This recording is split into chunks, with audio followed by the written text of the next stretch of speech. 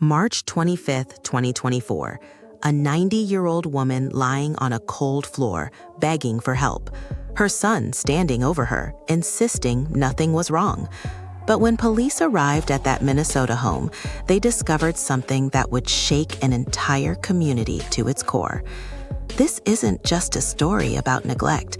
This is a story about betrayal by the one person who should have protected her most. If you believe that justice should find those who hurt the most vulnerable among us, hit that subscribe button right now.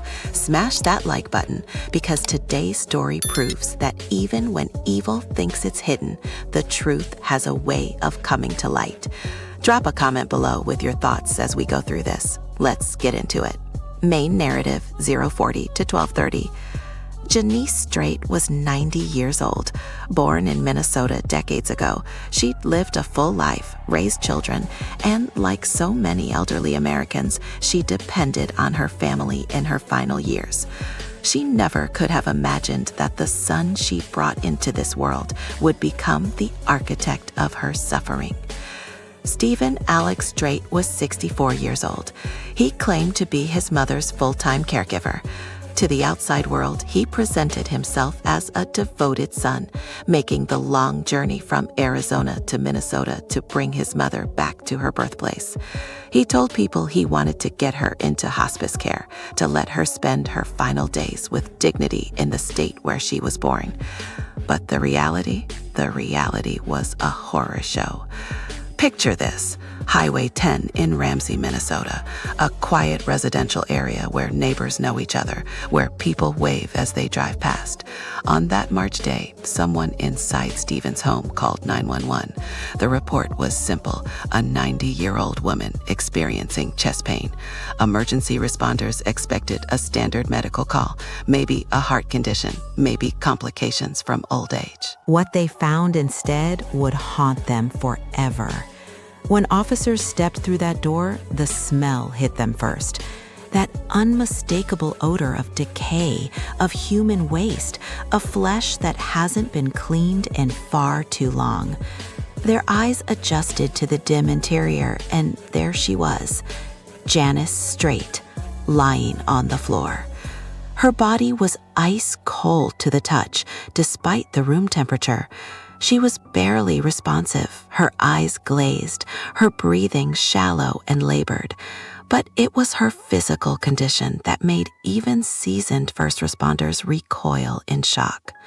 Her body was covered in bed sores, not the kind you might expect from a few days of immobility.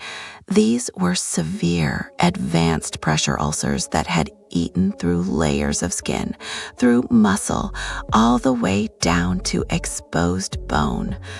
Think about that for a moment. Exposed bone. The kind of wounds that develop only after weeks or months of lying in the exact same position, never being turned, never being moved. The body's own weight crushing tissue until it dies and rots away. Her heels were covered in open wounds, the skin cracked and bleeding. Dried blood had crusted over parts of her body. Medical experts would later determine she had multiple broken bones that had never been treated, never been set, left to heal incorrectly or not heal at all. Every slight movement must have been agony. And Steven, he stood there, calm as could be, explaining to officers that his mother was fine. She wasn't in pain, he insisted. She didn't need immediate medical care. He was taking care of her. But the witnesses told a different story. Earlier that day, people had come to the house to try to help. Neighbors who had grown concerned, friends of the family who sensed something was terribly wrong.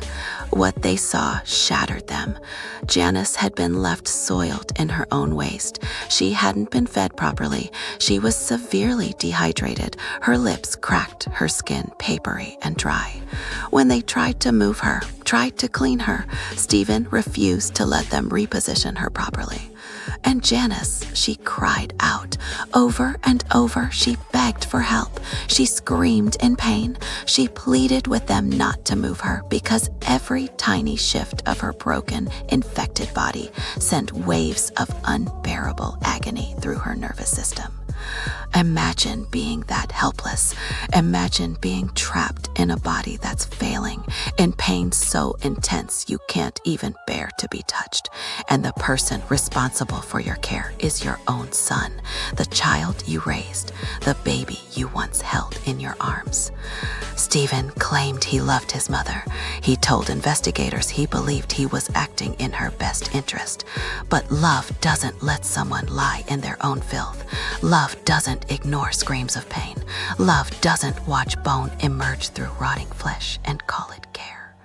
The investigation dug deeper, and what they found was almost more disturbing than the physical neglect. Steven had been receiving Janice's Social Security benefits. Month after month, that money came in. Money that was supposed to ensure she had food, medication, clean clothes, proper medical care. Money that could have paid for professional caregivers or a proper facility. Instead, Steven spent it on himself. Bank records and witness statements painted a damning picture. Fast food receipts, alcohol purchases, personal expenses that had nothing to do with his mother's care. While Janice lay on that floor, bones breaking, flesh dying, stomach empty, Steven was out buying himself burgers and beer with her money. He had transported her from Arizona to Minnesota, yes, but not for hospice care, as he'd claimed. Investigators found that Janice hadn't been under consistent medical supervision for months. No doctor had examined her. No nurse had changed her bandages or monitored her decline. Steven had effectively isolated her, cutting her off from any professional oversight that might have revealed what he was doing. Or rather, what he wasn't doing. Because the worst part? This wasn't sudden. This kind of neglect doesn't happen overnight.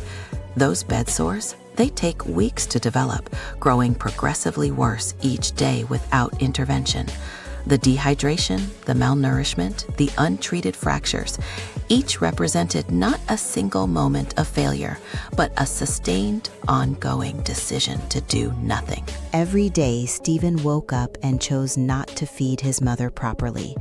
Every night, he went to bed knowing she was lying in agony. Every time he spent her money on himself, he was actively deciding that his comfort mattered more than her survival. The medical team at the hospital worked frantically when Janice arrived. They documented everything: the extent of the wounds, the infections that had taken hold in her compromised body, the malnutrition, the broken bones, the complete systemic failure that occurs when a human being is denied basic care. But some damage can't be undone. Janice Strait died just days after being hospitalized. The official cause? Complications from extended neglect, untreated infections, and severe physical trauma. In other words, she died because her son chose to let her die. But here's where justice enters the story. Steven Alex Strait was arrested and charged, not just with simple neglect. The prosecutors threw the book at him. Neglect of a vulnerable adult, second-degree manslaughter, and the big one, second-degree murder committed during the course of a felony. He probably thought he'd get away with it. Maybe he thought he could play the grieving son, overwhelmed by the burden of caregiving. Maybe he thought a jury would go easy on him. They didn't. The court heard all of it. The witnesses testified about Janice's screams. Medical experts explained in excruciating detail how long it takes for flesh to rot away to bone. Financial records showed every dollar he stole while she starved. The prosecution painted a picture so clear, so undeniable, that the verdict was never really in doubt. Guilty. On all counts. Steven Alex Strait, the man who spent his mother's money on fast food while she died on his floor, was found fully responsible for her pain, her neglect, and her death. The judge held him accountable for every moment of suffering Janice endured in her final months. He sits in prison now, awaiting sentencing scheduled for February 2026. The man who claimed to love his mother will spend what remains of his life behind bars, stripped of freedom, just as he stripped his mother of dignity, comfort, and life itself. Justice doesn't always come quickly, but when it comes, it's absolute. Janice Strait's voice was silenced, but the evidence spoke for her. The truth revealed everything. And in the end, the son who betrayed the most fundamental bond, the bond between parent and child, faced the full weight of his crimes. If this story moved you, if you believe that those who harm the vulnerable should face real consequences, show your support. Hit that like button, subscribe to this channel for more stories where justice prevails, and drop a comment below. What do you think is the appropriate punishment for someone who betrays family in the worst possible way? Share this video so others can see that evil actions have real consequences. I'll see you in the next one.